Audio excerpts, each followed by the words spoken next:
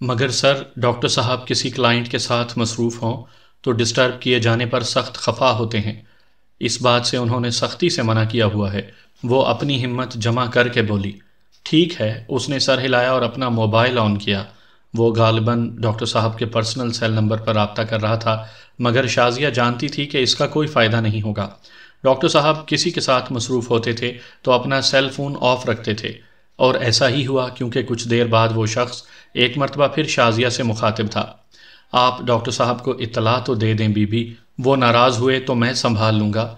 مجھے 20 منٹ میں ایئرپورٹ پہنچنا ہے، اسلام آباد کی فلائٹ پکڑنی ہے۔ آپ بیکار ضد کر رہی ہیں۔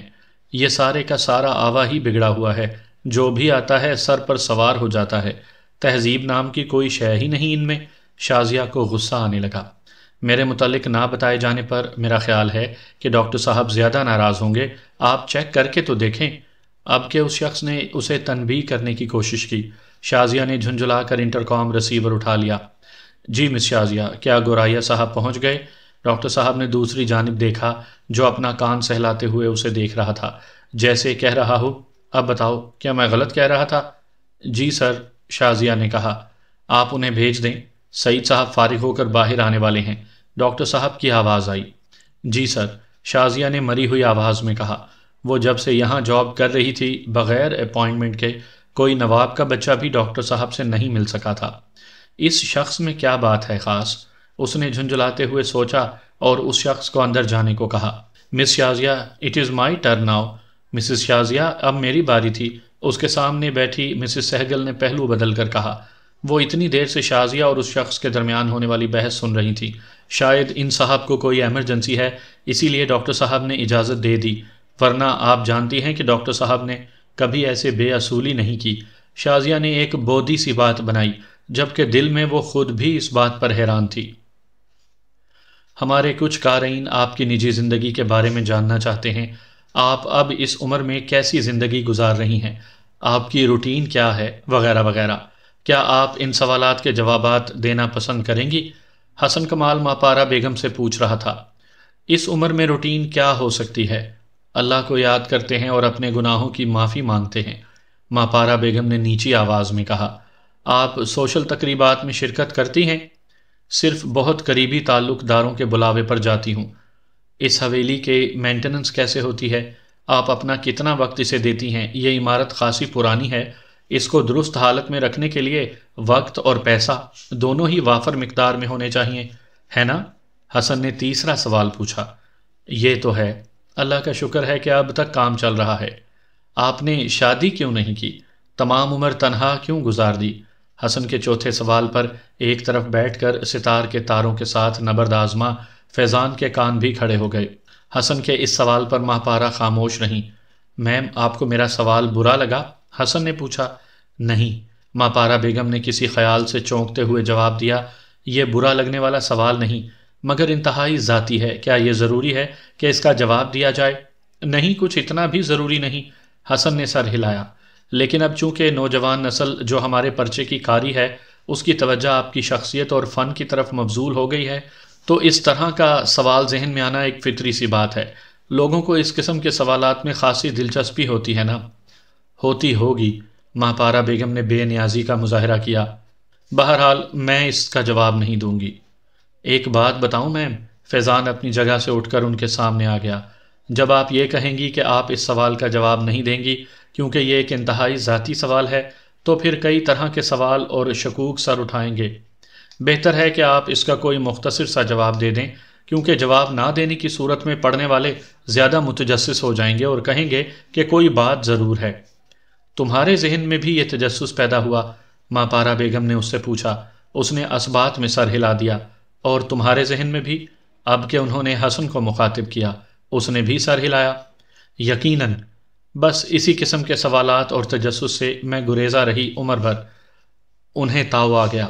بات اگر فن اور فنکاری تک محدود رہے تو کوئی مذائقہ نہیں، مگر بات بڑھ کر ذات، گھر بار، شادی بیاہ، بال بچے تک پہنچ جاتی ہیں، اس ذہنیت کو کوئی انقلاب بھی نہیں بدل سکتا۔ یہ ایک فطری سی بات ہے، جب ہم کسی شخصیت کو کسی خاص حوالے سے پسند کرتے ہیں، آئیڈیلائز کرنے لگتے ہیں، تو یقیناً ہمیں اس کی ذاتی زندگی کے متعلق جاننے کی خواہش بھی پیدا ہوتی ہے۔ حسن نے تحمل سے کہا۔ تم اس قسم کے سوالات کو میرے سامنے نہیں اٹھاؤ گے؟ ماپارا بیگم نے انگلی اٹھا کر حسن کو تنبیہ کی، ورنہ میں تمہارے کسی بھی سوال کا جواب نہیں دوں گی۔ ان کے سخت لہجے کے رد عمل کے طور پر حسن نے فیضان کی طرف دیکھا۔ دونوں کی آنکھوں میں ایک سے سوال تھے اور ذہنوں میں ایک سے جواب۔ جیسا آپ پسند کریں۔ حسن نے اپنی ڈائری میں لکھی ایک سطر پر قلم سے لکیر پھیرتے ہوئے کہا، سلمان اب 85% فٹ ہے ذہنی طور پر، اس کے بہت سے خوف، اندیشے اور ریئیکشنز ختم ہو گئے ہیں، لیکن میں باقی 15% کے بارے میں پر یقین نہیں ہوں۔ ڈاکٹر عبدالصبور نے فیضان سے کہا۔ وہ اس وقت اس فارم ہاؤس کے لاؤن میں بیٹھے چائے پی رہے تھے۔ کچھ دیر قبل ہی انہوں نے سلمان کے ساتھ تقریباً 1 گھنٹے کا سیشن کیا تھا۔ یہ 15% کیا ہے اور کس چیز کے متعلق ہے؟ فیضان نے مضطرب ہوتے ہوئے پوچھا۔ اس کے ذہن سے یہ بات کسی طرح واش نہیں ہوتی کہ اس کا باپ ایک قاتل ہے جس نے اس کی آنکھوں کے سامنے 2 قتل کیے ہیں۔ ڈاکٹر صاحب، جس سیٹ اپ سے ہمارا تعلق ہے وہاں ایسے واقعات روٹین کا حصہ ہوتے ہیں۔ سلمان بھی اسی سیٹ اپ میں بڑا ہے۔ میری سمجھ میں نہیں آتا کہ وہ اس شدید رد عمل کا شکار کیسے ہو گیا۔ فیضان کی بے بسی دیدنی تھی۔ بات یہ ہے کہ فیضان میاں کے سیٹ اپ کی روٹین کے بعض اوقات بھگتان بھی بھگتنے پڑ جاتے ہیں، اور میں سمجھتا ہوں کہ یہ اس قسم کے نتائج کی سب سے بڑی صورت ہے جو سلمان کی شکل میں ہمارے سامنے موجود ہے۔ کوئی باپ بھی اپنے جوان بیٹے کو اس طرح کی کنڈیشن کا شکار ہوتے نہیں دیکھنا چاہتا، مگر شاید اسی کو مکافات عمل کہتے ہیں۔ ڈاکٹر صبور نے لگی لپٹی رکھے بغیر صاف گوئی سے کام لیتے ہوئے کہا۔ تو پھر آپ کیا مشورہ دیتے ہیں؟ ابا کا ایک کلین امیج کس طرح سلمان کے ذہن میں اتارا جا سکتا ہے؟ میں اپنی سی کوشش کر رہا ہوں، ڈاکٹر صبور نے کچھ سوچتے ہوئے کہا، لیکن بیٹھا امیج بلڈنگ کمرشل لیول پر میڈیا کے ذریعے عوام کے ذہنوں میں اتارنا تو شاید اتنا مشکل کام نہیں، مگر بہت قریبی تعلق رکھنے والوں سے انسان اپنا اصل چھپانے میں بہت حد تک کامیاب کبھی بھی نہیں رہتا۔ وہ اپنے پیاروں کی اکثریت کے سامنے اکثر پوری طرح ایکسپوزڈ ہوتا ہے۔ اکثر ایسے لوگوں کے اپنے پیارے ہی تو ان کا پردہ رکھتے ہیں۔ فیضان نے دکھی مسکراہٹ کے ساتھ کہا، ڈاکٹر صاحب آپ پلیز اس کا کوئی حل نکالیے۔ سلمان کی عمر ہی کیا ہے؟ اتنا ذہین اور ٹیلنٹڈ لڑکا کیا یوں ہی ضائع ہو جائے گا؟ میرے ذہن میں ایک حل ہے، مگر آپ کے والد اس حل پر رضامند نہیں ہیں۔ ڈاکٹر صاحب نے کچھ سوچتے ہوئے کہا، آپ بتائیے پلیز۔ فیضان بے صبری سے بولا، میں نے آپ کے والد سے اس کے متعلق تفصیل سے ڈسکس کیا تھا، مگر انہیں یہ حل پسند نہیں آیا، نہ ہی وہ اس پر رضامند ہوں گے۔ آپ اگر کوشش کریں تو شاید وہ مان جائیں گے۔ فیضان اپنے ابا کی ہٹ دھرم طبیعت اور سخت مزاجی سے اچھی طرح واقف تھا، مگر سلمان کے لیے وہ ان سے ہر قسم کی بحث کے لیے تیار تھا۔ صرف مسز گوریا، وہ کون ہیں؟ فیضان کچھ سمجھتے ہوئے بڑبڑایا۔ مسز گوریا سلمان کی والدہ ہیں۔ ڈاکٹر صبور نے دوسرا انکشاف کیا۔ سلمان کی والدہ؟ فیضان کا ذہن معوف ہونے لگا۔ اور میری وہ کچھ کہنا چاہتا تھا۔ یہ انتہائی کانفیڈینشل معاملہ ہے فیضان، آپ سے صرف اس لیے شیئر کیا ہے کہ آپ کے بھائی کی ذہنی صحت مکمل بحال ہونے کا اس سے گہرا تعلق ہے۔ ڈاکٹر صبور کی آواز اسے کہیں دور سے آتی ہوئی محسوس ہو رہی تھی۔ گرما گرم بھائی، گرما گرم، بلکہ انتہائی گرم۔ جہانگیر اخباروں کا پلندہ اٹھائے آفس میں داخل ہوتے ہوئے گنگنا رہا تھا۔ کیا گرم؟ کرن نے اپنی سیٹ پر بیٹھتے ہوئے پوچھا۔ حسن کمال ہماری والی سٹوریاں اور خاکے چرا کر آبزرور کو 4 چاند لگانے کی کوشش کر رہا ہے۔ جہانگیر نے آبزرور کا کلچرل ایڈیشن اس کے سامنے رکھا، جس کے پہلے صفحے پر مہاپارا بیگم کا انٹرویو بمائے تصاویر کے موجود تھا۔ شادی نہ کرنے کا معاملہ ایسا ہے کہ اس پر پوچھے گئے کسی سوال کا جواب میں نہیں دینا چاہوں گی۔ مہاپارا بیگم کا مبہم جواب۔ کرن نے ایک شے سرخی پڑی۔ قارئین کو چاہیے کہ فنکار سے سوالات اس کے فن اور فنکاری تک محدود رکھیں، ذاتیات کے متعلق سوالات پوچھنے سے گریز کریں۔ دوسرا کیپشن اور اس کے ساتھ انٹرویوز کے اپنے تاثرات بھی درج تھے۔ ماپارا بیگم کا یہ جواب اس امر کی نشاندہی کرتا ہے کہ ان کی زندگی میں رومانس اور شادی سے متعلق کچھ ایسا ضرور موجود ہے جس کو ظاہر کرنے سے وہ گریزاں ہیں۔ گرم کیک، گرم کیک، جہانگیر پھر گنگنایا۔ یہ ایڈیشن گرم کیک کی طرح بکے گا، گھٹیا، 3rd کلاس، بیہودہ، جبکہ کرن کا دماغ تپ رہا تھا۔ اب شازیہ سے ملیے۔ فیضان کی مسلسل غیر حاضری اور کسی قسم کے رابطے میں نہ ہونا ایک پریشان کن صورتحال تھی۔ فیضان کے ساتھ اس کا تعلق قلبی اور روحانی درجہ اختیار کر چکا تھا۔ وہ ایک کم آمیز لڑکی تھی، اس نے بلا وجہ کسی سے کسی قسم کا تعلق نہیں رکھا تھا، اپنی مصروفیت کی وجہ سے اس کا میل جول بھی بہت کم لوگوں سے تھا۔ ایسے میں فیضان نے اس کی طرف دوستی کا ہاتھ خود بڑھایا تھا۔ اسے شروع میں فیضان کی گرم جوشی اور خلوص عجیب اور دھوکہ سا لگتا تھا، لیکن اب وہ اس تعلق سے مانوس ہو گئی تھی، اور جب اس نے اس تعلق کو دل سے قبول کر لیا تھا تو فیضان ایک دم منظر سے کہیں غائب ہو گیا تھا۔ اس نے اپنی طبیعت اور مزاج کے برعکس خود فیضان سے کئی بار موبائل پر رابطہ کرنے کی کوشش کی، مگر اس کا موبائل ہمیشہ بند ملتا تھا، یا پھر شاید اس نے اپنا نمبر ہی بدل لیا تھا۔ اوائل سردیوں کے مختصر ہوتے دن اور دھندلی پڑتی شامیں شازیہ کے لیے اداسی اور دکھ کی کیفیت لے کر آئی تھیں۔ ڈاکٹر صبور کے کلینک پر کام کے دوران اپنی سیٹ پر بیٹھے بیٹھے اکثر اسے ایسا لگتا کہ دروازہ کھول کر جو کوئی بھی اندر آیا ہے وہ فیضان ہی ہوگا۔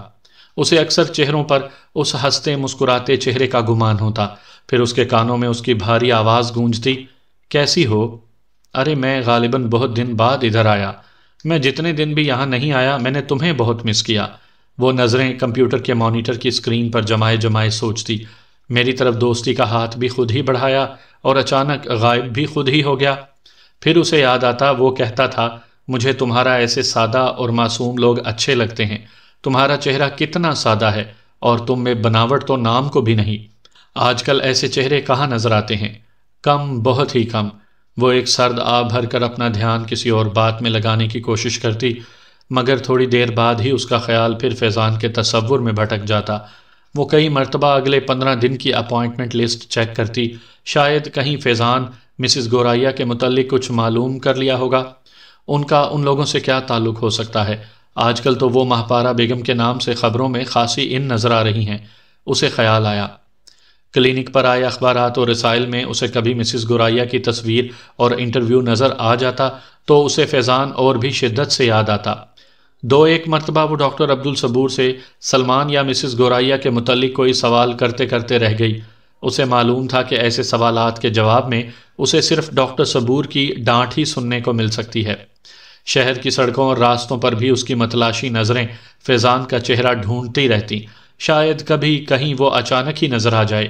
اس کا دل اچھی خاصی کشمکش اور بے چینی کا شکار ہو گیا تھا، اور دن اسی بے چینی کی وحشت پالتے ہوئے گزر رہے تھے۔ آن لوکر میں آنے سے پہلے، بلکہ بہت پہلے، طالب علمی کے زمانے میں نے ایک لفظ سنا تھا، زرد صحافت۔ مجھے اس کے مفہوم سے ناآشنائی تھی، مگر الحمدللہ اب میں اس کے مفہوم بلکہ اس کے ہر پہلو سے واقف ہو چکی ہوں بذریعہ حسن کمال۔ کرن فاطمہ نے برگر کے کنارے دانتوں سے کترتے ہوئے بلند آواز میں اعلان کیا، وہ حسن کمال کے متعلق بہت دن بعد کوئی بات کر رہی تھی، وہ بھی اس لیے کہ اس وقت مہرین دفتر میں موجود نہیں تھی۔ وہ جسے صحافت کہتے تھے وہ مرحومہ اب پائی کہاں جاتی ہیں محترم؟ جہانگیر نے اپنے کیمرے کے لینز چیک کرتے ہوئے پوچھا۔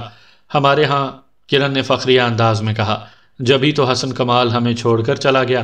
جہانگیر نے استہزائیہ انداز میں کہا، تمہیں معلوم بھی ہے کہ اب اس کی پہنچ کہاں تک ہے؟ کہاں تک ہے؟ کرن نے سوال کیا۔ اقتدار کے ایوانوں تک اور خفیہ کے دیوانوں تک۔ اس نے خود اپنے آپ کو، اپنے ٹیلنٹ کو اور تجربے کو خوب کیش کروایا ہے۔ وہ شخص جو کچھ ہی عرصہ پہلے قسطوں پر موٹر سائیکل لے کر اترا رہا تھا، آج اس کے نیچے 0 میٹر سینٹرو ہے۔ اس کے پاس ہر بڑے فنکشن، اہم میٹنگ اور کانفرنس کا انویٹیشن ہوتا ہے، اور بے شمار پاسز۔ اب تو وہ اپنے ملنے ملانے والوں کی مختلف جگہوں پر ایڈجسٹ کروانے کی پوزیشن میں بھی ہے۔ وہ شہرت کی یہ سیڑھی یکدم یعنی ایک ہی جست میں کیسے چڑھ گیا؟ کرن کو خود اپنا آپ یہ سوال کرتے ہوئے انتہائی احمق محسوس ہوا۔ سارے وہ تمام راستے اختیار کیے جو ایک ہی جست میں سب سے اوپر والے ڈنڈے پر پہنچا دینے میں معاون ثابت ہوئے ہیں۔ تمہیں معلوم ہے کہ اہم شخصیات اور سیلیبریٹیز کی شان اور مداح میں کالم کس بھاؤ چڑھتے ہیں؟ جہانگیر نے سرگوشی کے سے انداز میں یہ آخری بات اسے سنائی۔ 300 روپیہ فی کالم، کرن نے اطمینان بھرا جواب دیا۔ وہ اور ہوتے ہیں، جہانگیر نے اس کی بات کی نفی کی۔ میں ان کی بات کر رہا ہوں جو خصوصی فرمائش پر لکھے جاتے ہیں اور جو شاہوں کے وفادار لکھواتے ہیں۔ مجھے نہیں معلوم، کرن نے لا علمی کا اظہار کیا۔ ہزاروں میں، کبھی کبھار لاکھوں میں بھی، جہانگیر نے دایاں ہاتھ لہراتے ہوئے کہا۔ حسن شہرت کی اس بلندی تک پہنچنے کے سارے راز جانتا تھا، صرف اسے سیڑھی میسر نہیں تھی۔ بلال ظفر نے یہ سیڑھی اس کے سامنے رکھی اور حسن نے اس پر چڑھنے میں دیر نہیں لگائی۔ اس معاملے میں اندازاً کتنے حسن کمال کے ہوں گے جہانگیر؟ کرن نے اچانک سوال کیا۔ گنے نہیں جا سکتے۔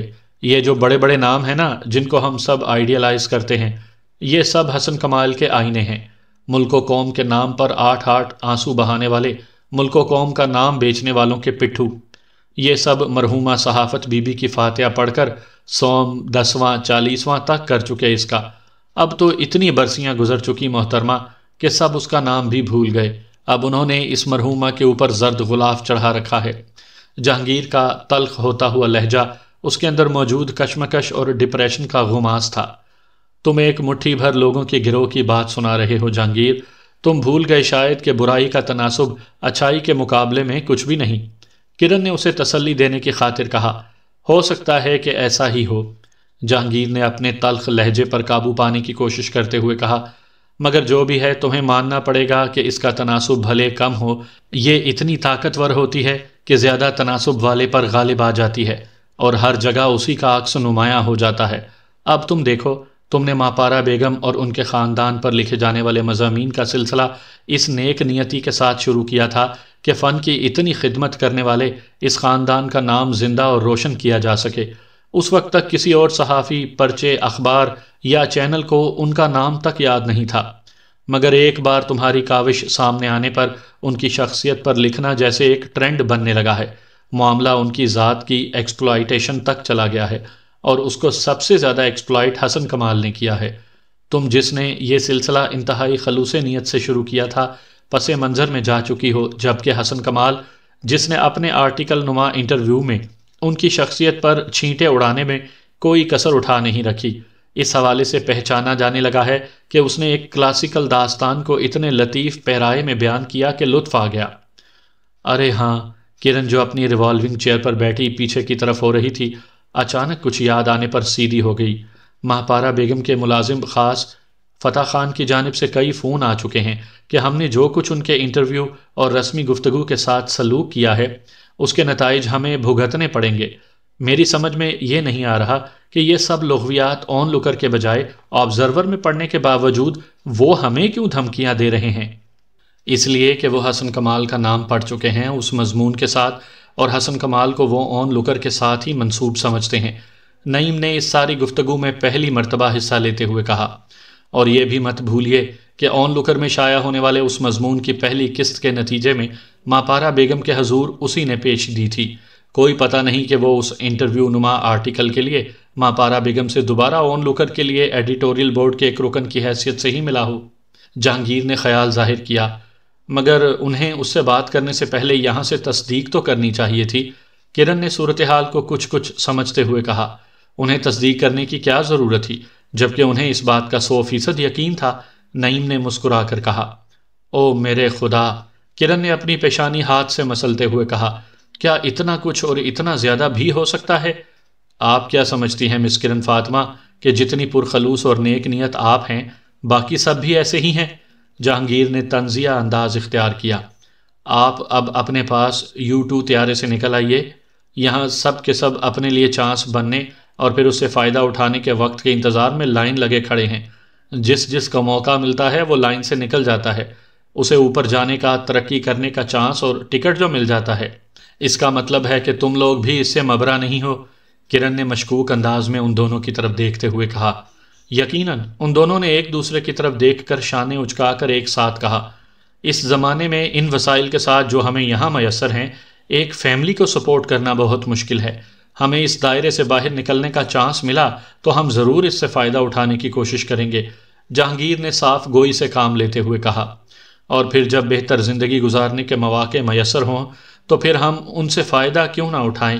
نعیم نے اس کی بات کی مزید وضاحت کرتے ہوئے کہا، ٹھیک کہتے ہو تم۔ کرن نے کچھ دیر بعد آنکھیں بند کر کے اپنا سر سیٹ کی پشت سے ٹکاتے ہوئے سوچا، موقع میسر ہو اور مقصد کوالٹی لائف گزارنا ہو تو کیوں نہ اس موقع سے فائدہ اٹھایا جائے۔ اس کی آنکھوں کے گوشے بھیگ رہے تھے۔ تو چپ چپ کیوں ہے پا؟ سلمان نے اپنے لیے سیب کاٹتے ہوئے فیضان کو مخاطب کرتے ہوئے معصومیت سے پوچھا۔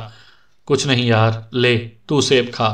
فیضان نے اسے ٹالتے ہوئے پلیٹ اس کے سامنے کی۔ نہیں، کوئی بات ضرور ہے پا، تو ایسے چپ تو کبھی نہیں رہتا۔ سلمان نے پلیٹ اس کے ہاتھ سے پکڑ کر میز پر رکھتے ہوئے اپنی بات کا جواب لینے پر اصرار کیا۔ اب تو میں ٹھیک ہو گیا ہوں، میں واپس اپنے کالج بھی جاؤں گا اور خوب پڑھوں گا۔ پھر تو کیوں چپ چپ ہے؟ تو تو کہتا ہے کہ جس دن سلمان ٹھیک ہو گیا اس دن تو پورے علاقے میں مٹھائیاں بانٹے گا۔ تو ذرا بھی خوش نہیں ہے میرے ٹھیک ہونے پر، ہے نا پا؟ میں بہت خوش ہوں سلمان، تجھے ایسے ہی محسوس ہو رہا ہے۔ فیضان نے اپنے لہجے کے کرب پر قابو پانے کی کوشش کرتے ہوئے کہا۔ تیرا اس باجی سے، اس ڈاکٹر والی باجی سے کوئی جھگڑا تو نہیں ہوا؟ اس روز تو اس کے بارے میں کتنے پیار سے باتیں کر رہا تھا، وہ تجھے بہت اچھی لگتی ہے نا پا؟ سلمان نے اچانک ایک ایسی بات کی جس نے فیضان کو چونکا دیا اور اسے سلمان کی ذہنی صحت کی بحالی والی رپورٹ پر یقین آنے لگا۔ اسے اچانک شازیہ کی یاد بھی بری طرح ستانے لگی۔ ماپارہ بیگم کی شاگردگی کے چکر میں وہ کافی عرصے سے شازیہ سے رابطہ نہیں کر پایا تھا، اور پھر ڈاکٹر عبدالصبور کے انکشاف نے اسے ایک ایسے قلبی دکھ سے ہمکنار کر دیا تھا کہ وہ خواہش کے باوجود اب تک نارمل نہیں ہو پایا تھا۔ اسے شروع سے ہی سلمان سے بے حد پیار تھا۔ وہ اس سے 4 یا 5 سال چھوٹا تھا، اور باپ کی سرد مزاجی اور ماں کی ممتا سے محرومی کے سبب فیضان سے ذہنی طور پر بے حد قریب تھا۔ اس کے سامنے سلمان کا رویہ ہمیشہ بچوں کا سا ہوتا تھا، اور وہ خود بھی کم عمری کے باوجود اس کے لیے بڑا بن جاتا تھا۔